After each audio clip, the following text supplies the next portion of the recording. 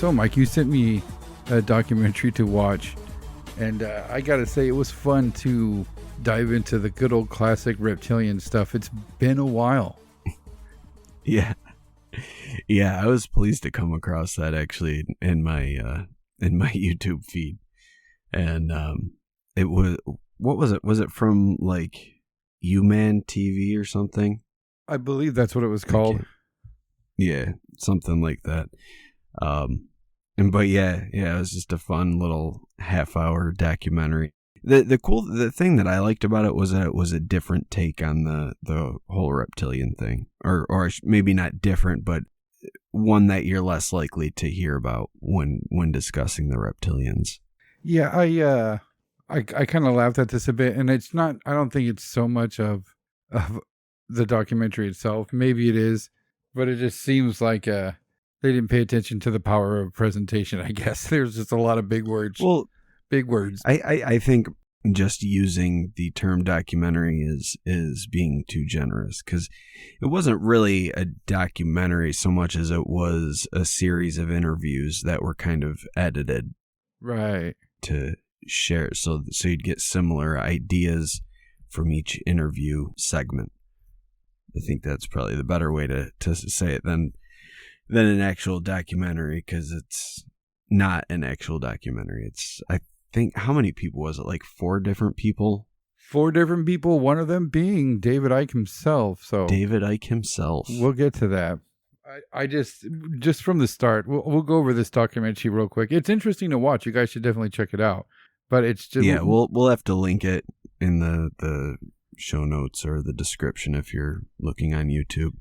Right, and don't forget there's the playlist on our YouTube channel that if we mention a documentary or video on YouTube we're watching or have seen for the episode, it's there. Oh yeah, I forgot about that. So subscribe to our YouTube channel and get that stuff.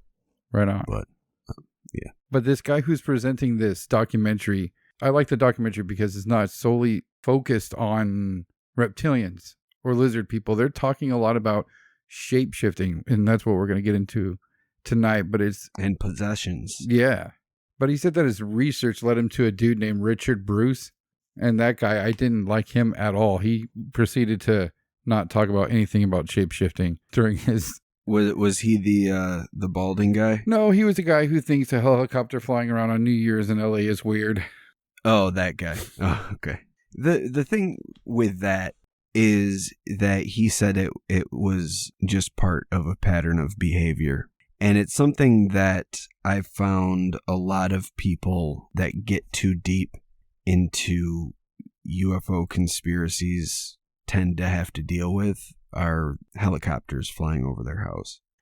I don't know if, because sometimes you'll hear them, they're just described as being black helicopters, but when someone has been able to get a decent look at them, they're able to see that it looks like they had some sort of emblem on them that was just painted over black. So it makes me wonder if they're just getting like discount helicopters and using them to set up like psyops on people. And maybe it wasn't really a police helicopter at all. It was just painted to look that way. Yeah, we've heard about that time and time again. There's a lot of times when I hear about that, and we hear about that a lot when it comes to people who are going deep into conspiracies. I just wonder if they're just noticing that type of thing now that they're reading about it. Yeah. I used to live by an airport when we recorded the show early on, and I was shocked every time I went to edit that there was a fucking airplane and a helicopter in the background that I didn't notice while we were recording. And I've had my share of kind of weird things happen, both while we were recording and just, I've told you a bunch of times about military helicopters flying over, like the twin propeller Chinhooks helicopters flying over. And there was a small Air Force installation that was, probably like 10 miles from my house. But when you get into the conspiracy stuff and you start hearing about people experiencing that, and then you start seeing that sort of thing, you're like, oh my God, is it happening to me too? Like, my Rinky Dink podcast is now on the radar of the military, and they're sending military aircraft over my house. But I've seen some crazy aircraft over my house. Like I saw a stealth fly over once. We've had fighter jets in formation, like, 3 of them together fly over the Chinook helicopters. Like I don't know. I just think where my old house was just busy airspace. Right. You don't think it's because of the podcast you do? No. I just think that I paid more attention to it once we started doing the podcast, just because of the stories that we've talked about that, it just makes me think about them. I'm like, oh my God, they're here. They're onto me. That stealth flyover was crazy though, because that was at night and it was really low and it was so loud. I bet that had to be crazy. That thing is a gnarly airplane. Yeah. Like it was one of those situations where I heard it and it was just so loud. I was inside and I opened my window and my screen and I hung out my window to see what the fuck it was. And then I just see this big triangular thing fly over, loud as shit. And the only reason I knew it was a stealth was because I remember from the Area 51 documentaries from the late 90s when they would talk about how it was a testing ground for the stealth, and they would show the stealth take off and you'd be able to see what it looked like underneath and the arrangement of the lights. And just because of that, I was able to, and the fact that it was a triangle shaped craft, but again, it was at night, so I was just going off the lights. So thank you, 90s Area 51 documentary.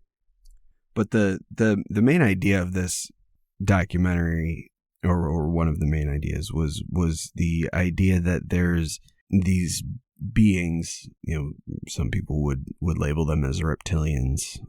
And what we see like on TV and things like that, when those quote unquote reptilians are caught live on TV, what they're proposing was that they're not actually lizard people.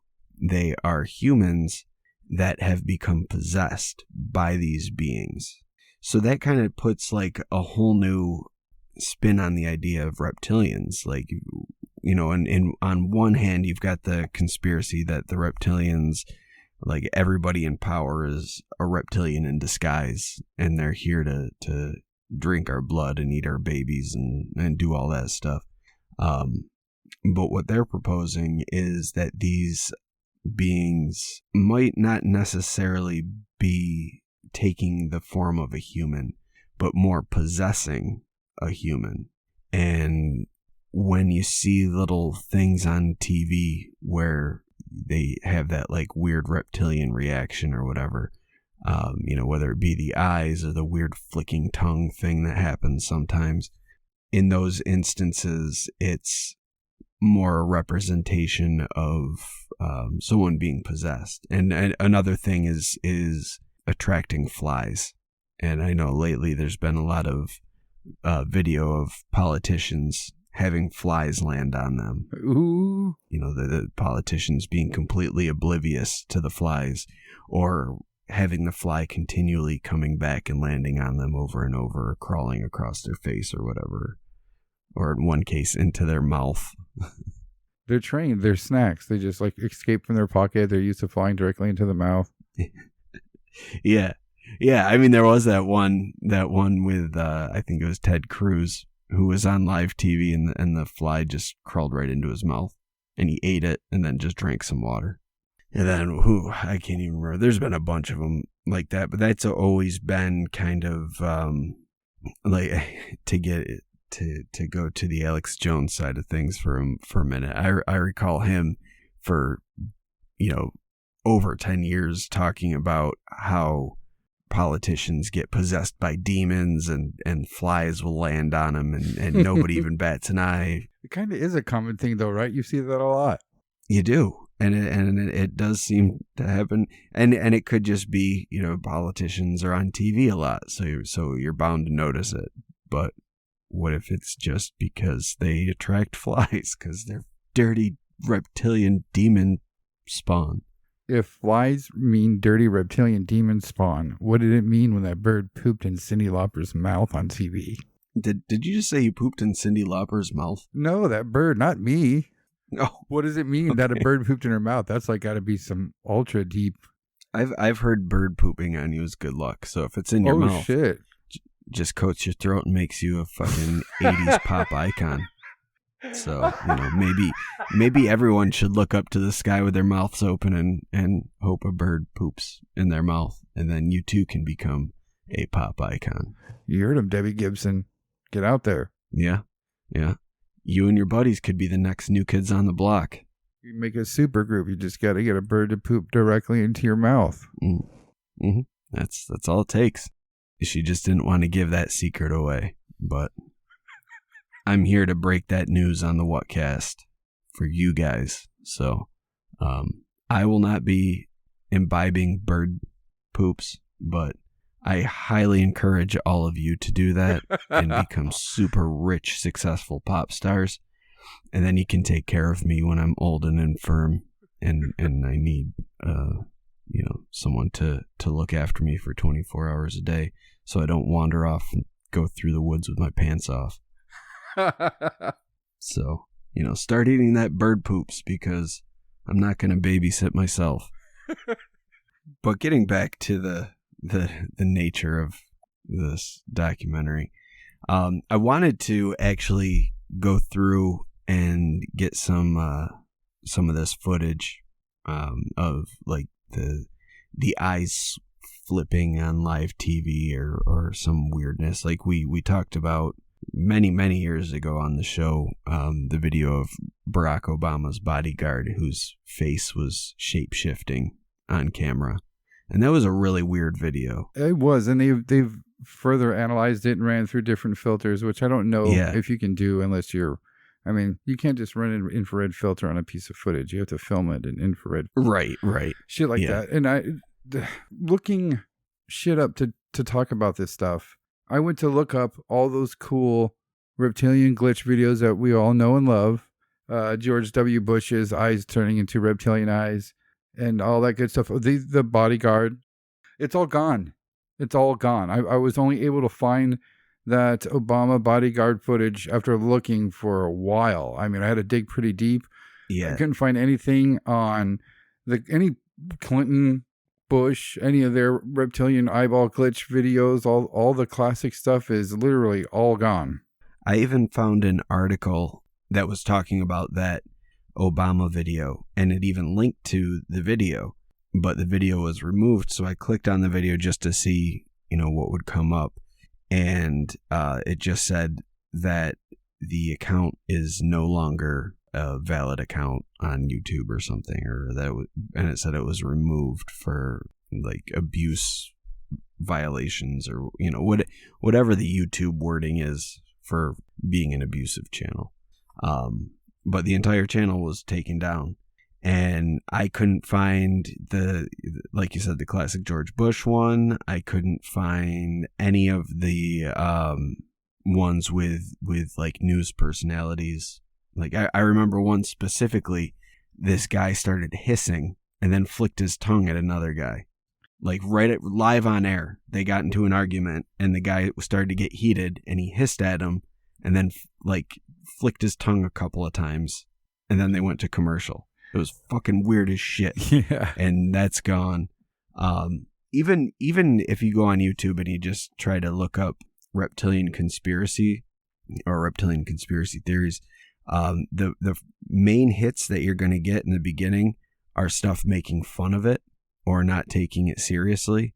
And then oddly enough, you get some weird videos pop up. Like you get one, it just says Lady Gaga says she loves shape-shifting, and it's a video that's put out by, I can't remember the name. It's the Stephen Colbert late night show.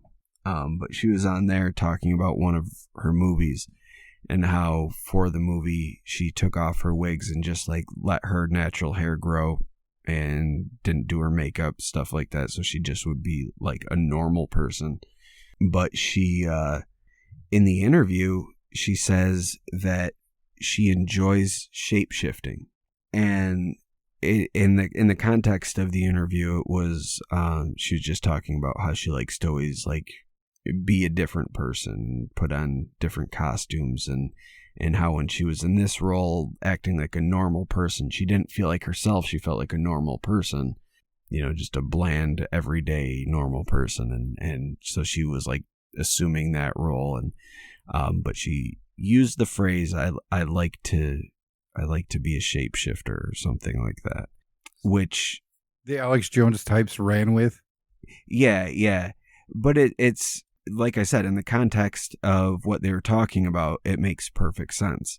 But she's already one of these celebrity personalities that's targeted as being like Illuminati figurehead or a Luciferian priestess or like any number of wacky shit that the Alex Jones crowd wants to call people. But I do find it interesting that a lot of these celebrities, though, do embrace that symbolism, like the Illuminati and occult symbology and like Freemason stuff. Like a lot of it, like you'll see the one eye. A lot of bands and celebrities they take pictures covering one eye, so they're just showing one eye, or they'll put make a pyramid symbol over their eye. But don't you think that's just because it's a giant joke now? I mean, there's cartoons that talk about the Illuminati.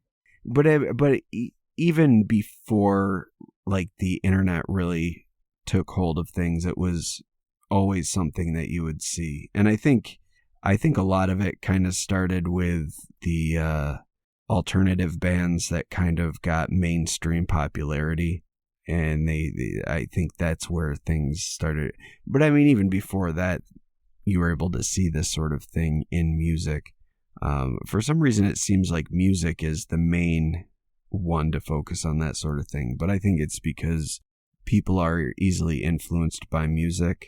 And especially when you have the masses listening to pop music, if you're a record label and you want to push this certain image to attract a certain crowd, you're going to encourage certain things. So I think that it'll actually tell you what an attractive image is. I mean, yeah, that's what I'm saying. They're just marketing machines. Yeah, I think that's who the powers that be, whoever. We're not saying it's the government or, basically we're saying it's the Reptilians. This is bigger than the government, damn it. Yeah, we're saying it's the lizard people in this episode, but I think they paid very close attention to the mania that Elvis and the Beatles caused. And I mean, we still see it today, like when Justin Bieber was all popular.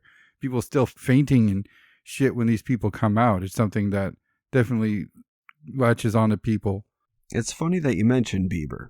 Ooh. Have you heard the stories of Lizard Beaver? No. Lizard Beaver? Or Lizard Bieber? I like Lizard Beaver better, but I have not heard him. So this is one of the videos I was able to find. And I think I was able to find it because it was like a celebrity gossip channel on YouTube. And they had a brief clip of Justin Bieber getting his mugshot. And it's one of those weird eye effects where he goes to blink and he opens his eyes. Then it looks like there's a second set of eyelids that opens after his eyelids open. So it gives the effect like he's got lizard eyelids. When was this mugshot taken? Fuck, I don't know. I can get you the video. Hold on. 2014. Yeah, I can buy that. That was a pretty like hardcore example of that eyeball glitch thing. I mean, that's 2014, not back when George W. Bush was a fucking president and cameras were shittier. Yeah. Yeah. So we're going to put this video in our playlist and the show notes and all the things.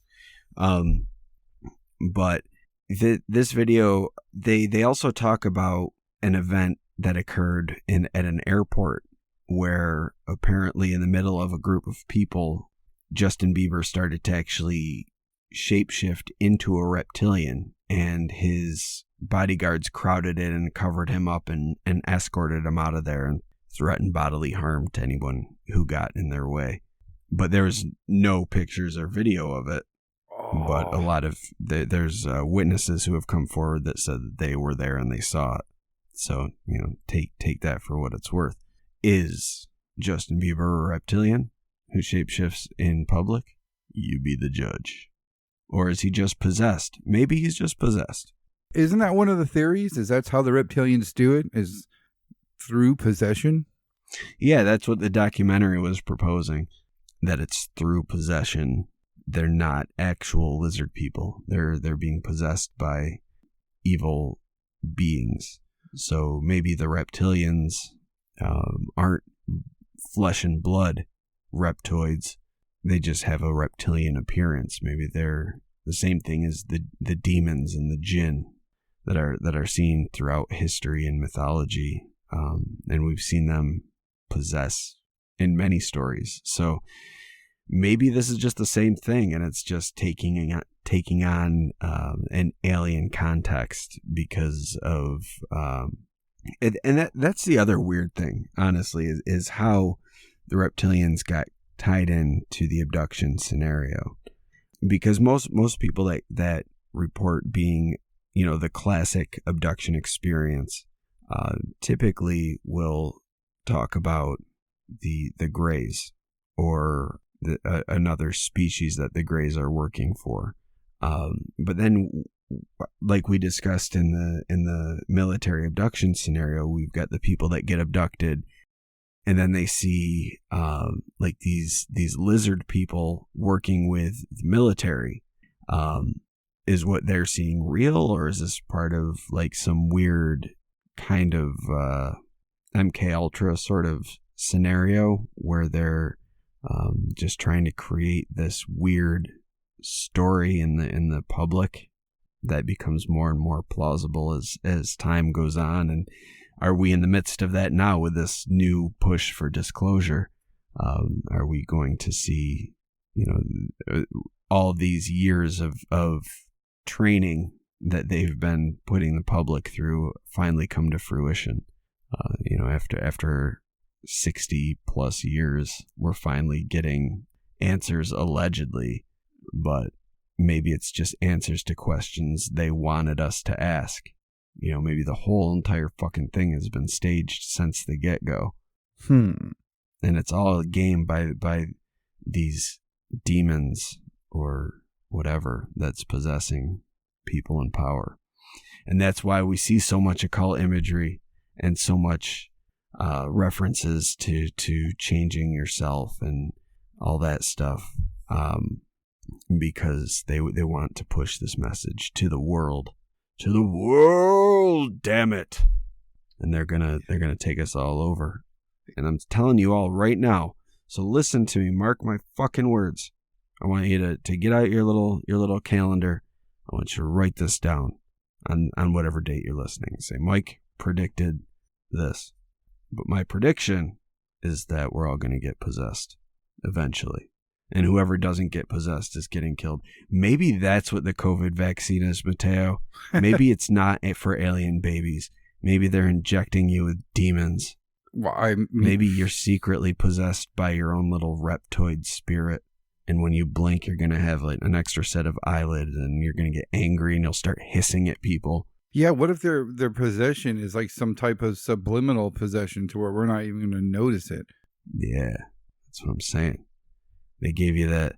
They injected you with a special microchip that allows them to tune into your frequency and hijack your brain.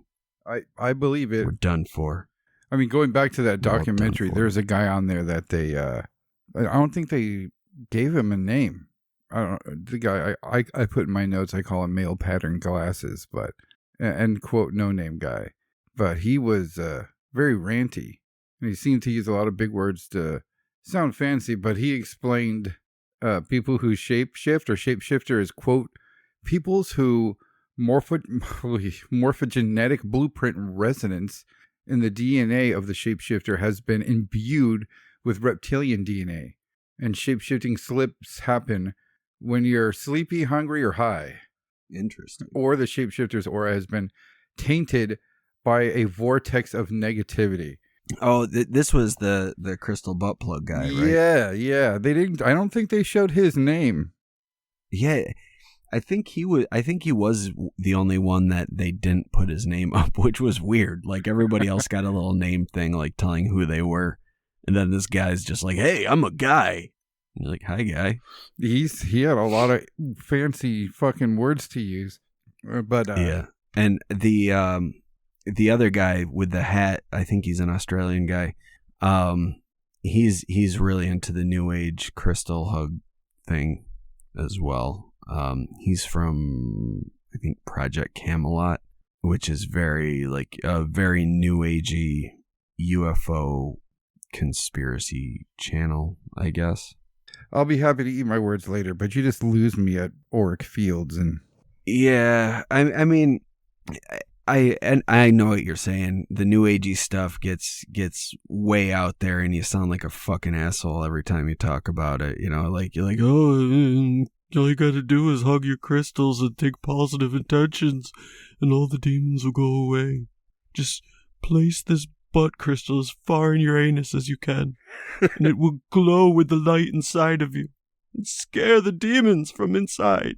And like I said, I'll be happy to eat my words if we're all going to get possessed. Oh, you'll eat the butt crystals is what you'll do, Mateo, and you'll fucking like it. I'll use it as a butt crystal first and then eat it if it gets rid of the demons. I don't want to talk too much shit, but yeah, it just gets a little too out there, especially with this documentary, man. That guy with the glasses was like he seemed very ranty.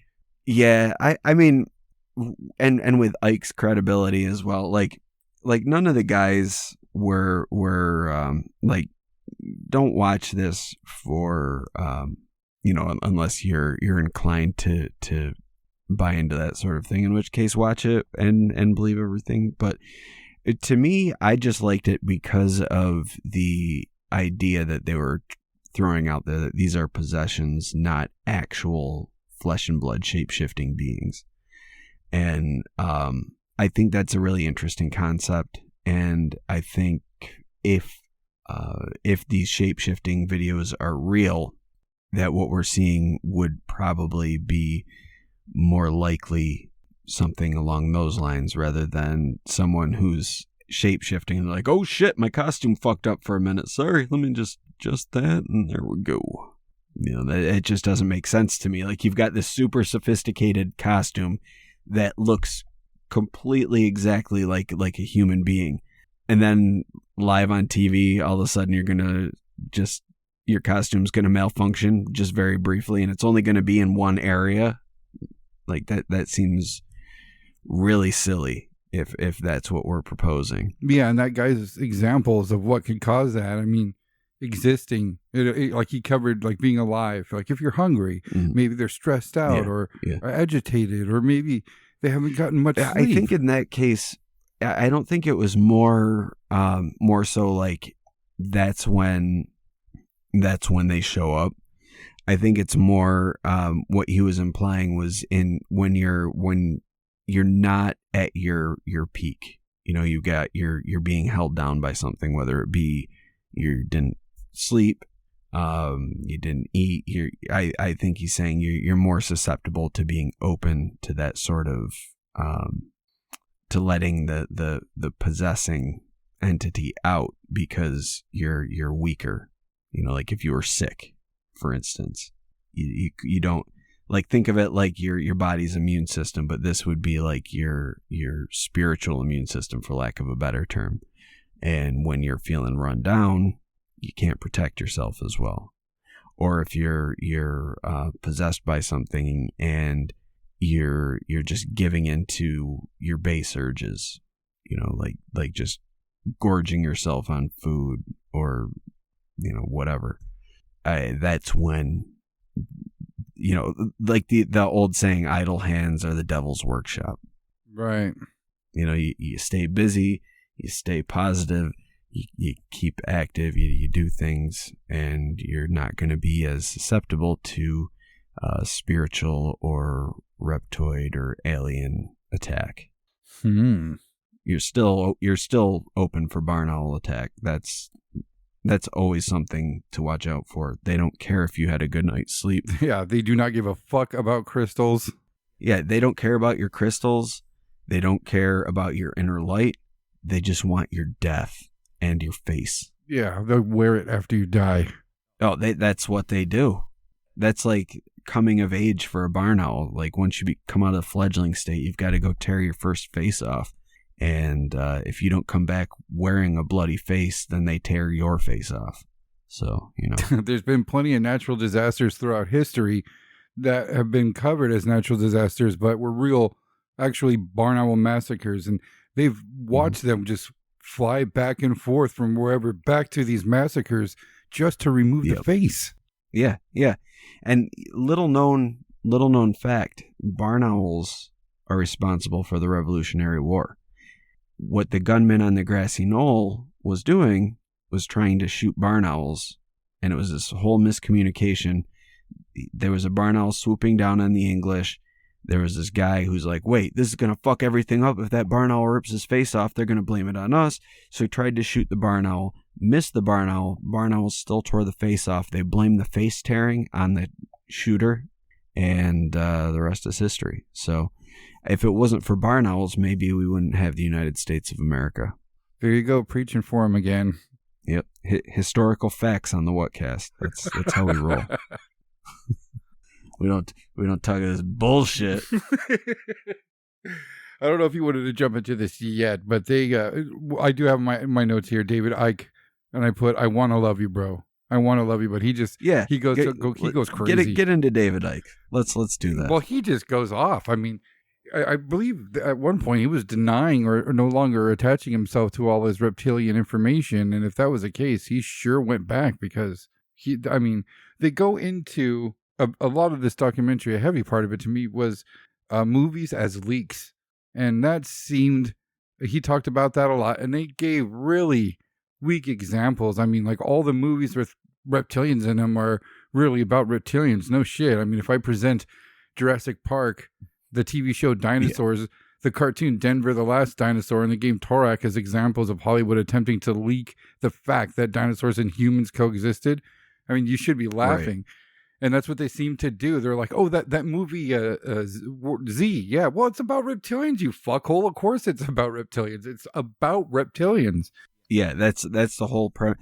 But I think that's what they're saying is like, here it is right out in the open that there's these reptilian overlords that are going to dupe humanity, and then they're going to take us over. And then not only did they make a show about it, but then they remade the show about it. So it's, you know, it's like the disclosure in plain sight thing, like the whole idea that all these movies about alien invasions are really the government and the military trying to get the information out to normalize it in the eyes of the public, so that when it actually happens, they're going to be like, oh shit, this is just like that movie. But in that movie, the American military figured out how to beat them, so we're going to be okay. And, you know, it just furthers the military agenda. They're always the good guys. And we know from we know from military contractors and the agreements that they have with various studios in Hollywood that they always have to have representatives on site to make sure not only that the script is treating the military favorably, but that like everything on set is going according to the agenda. You know, like you can't have an alien movie where the military is a bunch of dicks saying, fuck you people, save your own asses. You can't do that, because the military has to be fucking G.I. Joe, and they'll fight for freedom wherever there's trouble, you know? They mentioned they live a lot. They did. And I think that's a good example of that as well, trying to say that that's out there, you know, that was like a warning to us. And I don't think there's a better movie to warn us if that is the case than They Live, because that was, I mean, you take out the alien agenda and just say it's like rich asshole agenda, and it's 100% spot on. You know, like corporate agenda. Like take out aliens and just put in blank corporation, and that's exactly what the movie is. Yeah. So I think, you know, more than anything, that movie is casting a spotlight on excessive consumerism and the detriment of capitalism in society. They knew about the short story in which it came from, which I always like when they knew that. Yeah. That's something we've wanted to do, like sound effects blatant reading of. If you guys are interested in us doing that, let us know. Wasn't the only thing holding us back the fact that we couldn't find a woman to do a voice? Yes, we need a female voice. So if anybody's up to doing that, we need one of you ladies out there to offer up a voice so that we can do it. So if you are a lady with a voice, then if you're a lady with a voice who wants to use that voice to be a voice in our voiceover work, then let us know. Because I'm sure a lot of you ladies actually have voices that don't want to use voices as a voice in our voiceover work. And that's understandable. I get it. It's cool. No pressure. But for that person out there who's listening, yes, you, madame, you, let us know that you're hearing this and you want to participate. Yeah, we'll definitely do a read of it. So if you guys ever wanted to hear that or haven't read that yet, you can just listen to our dumbasses do it. But that's an interesting one. And they do point out, I mean, in that short story that at 8 o'clock in the morning, they are reptilians. Yeah.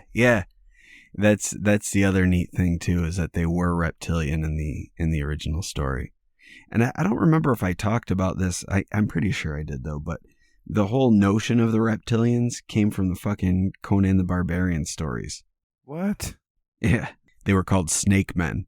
But they were essentially humanoid reptilians.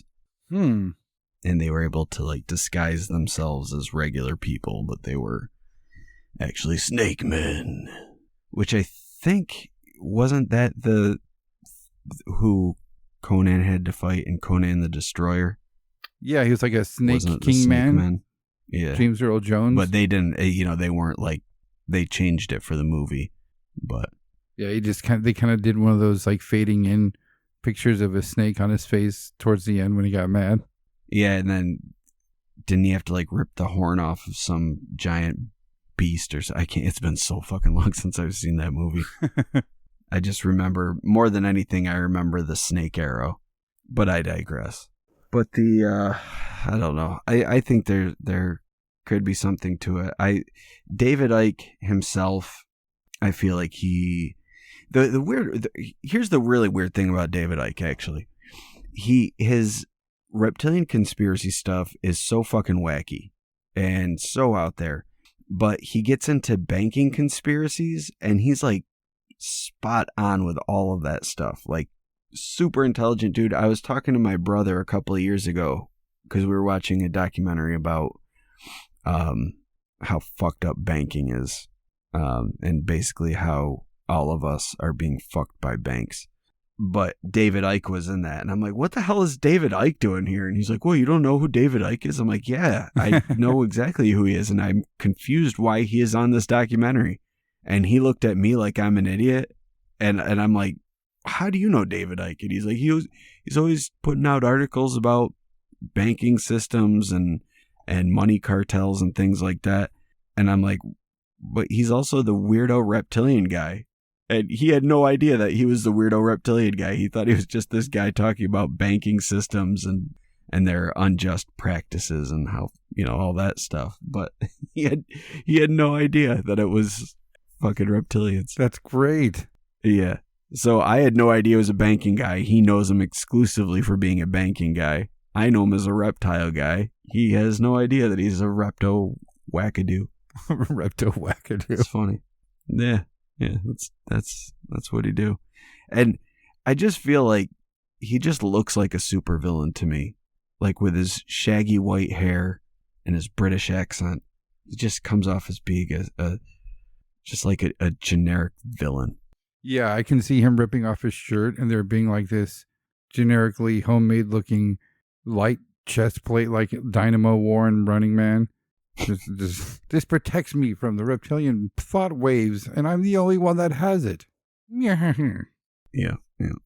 In a world where everyone's a reptilian, he is the only man left alive. He is Roddy Piper. I mean, David Icke. I wonder if David Icke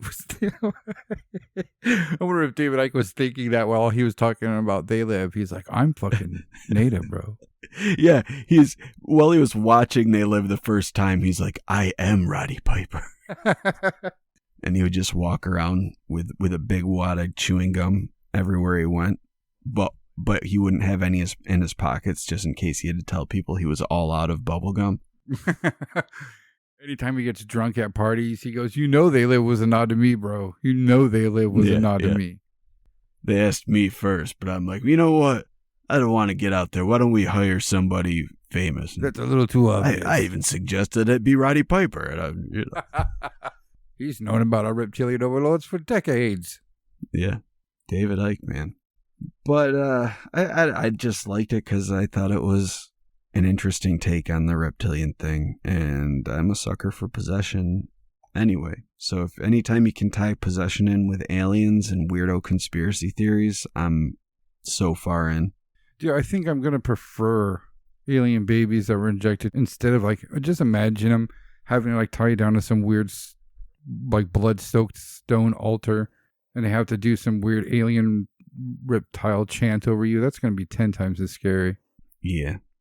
Well, you don't have to endure the chant because you got the vaccine.